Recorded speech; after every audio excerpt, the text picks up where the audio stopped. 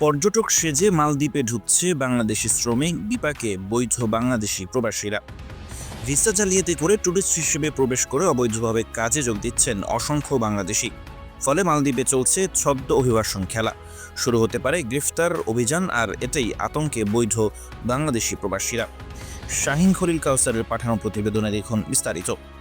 মালদ্বীপ তার স্বর্গীয় সৌন্দর্য, সাদা বাড়ির সৈকত, ফিরোজানীল জলরাশি এবং বিলাসবহুল রিসোর্টের জন্য বিশ্বব্যাপী পর্যটকদের আকর্ষণ করে।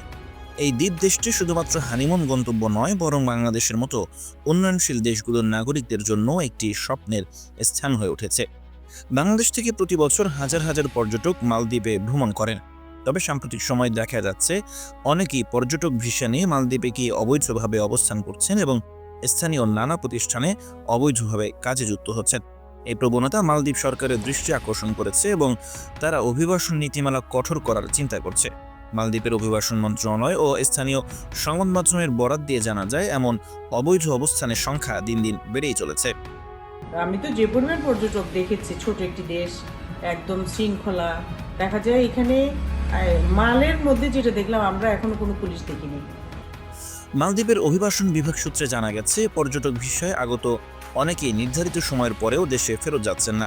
এর ফলে বৈধ প্রবাসী বাংলাদেশিরা উদ্বেগে রয়েছেন, কারণ সরকার যদি কঠোর পদক্ষেপ গ্রহণ করে তবে বৈধ অবৈধ সবাইকে গ্রেফতার অভিযানের আওতায় আনতে পারেন। নাম প্রকাশে অনিচ্ছুক একজন প্রবাসী বলেন, মালদ্বীপে প্রায় 90,000-এর বেশি বিদেশি শ্রমিক, তার মধ্যে আনুমানিক 50,000 বাংলাদেশি শ্রমিক। আমরা যারা বৈধভাবে কাজ করছি তারা প্রতিনিয়ত আতঙ্কে থাকি, কখন না আবার হঠাৎ করে মালদ্বীপ সরকার গণহারে ধরপাকড় শুরু করে দেয়।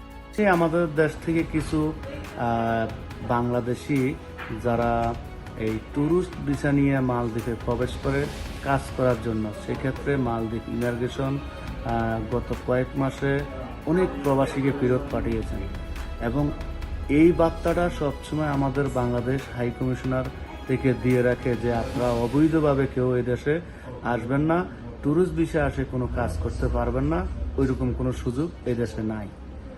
বাংলাদেশ দূতাবাস মালদ্বীপে অবস্থিত এবং তারা অবৈধ অভিবাসন রোধে সচেতনতা দিচ্ছে এবং প্রবাসীদের সহায়তা প্রদান করছে।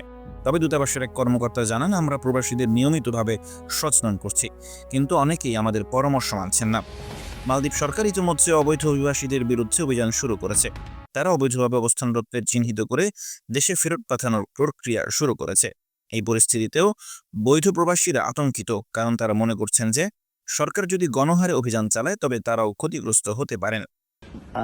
পরবর্তী সময় আমরা যেটা দেখলাম, আমাদের এম্বাসি থেকে আরেকটা বার্তা দেওয়া হয়েছে যে যদি এই পরিমাণ বাংলাদেশি লোক এই দেশে আসতে থাকে যে ট্যুরিস্ট ভিসার নামে কাজ করার, তাহলে অতি শীঘ্রই হয়তো তারা আমাদের বাংলাদেশের যে অনারেবল ভিসাটাও বন্ধ করে দেওয়ার সম্ভাবনা আছে বলে উনি জানিয়েছেন।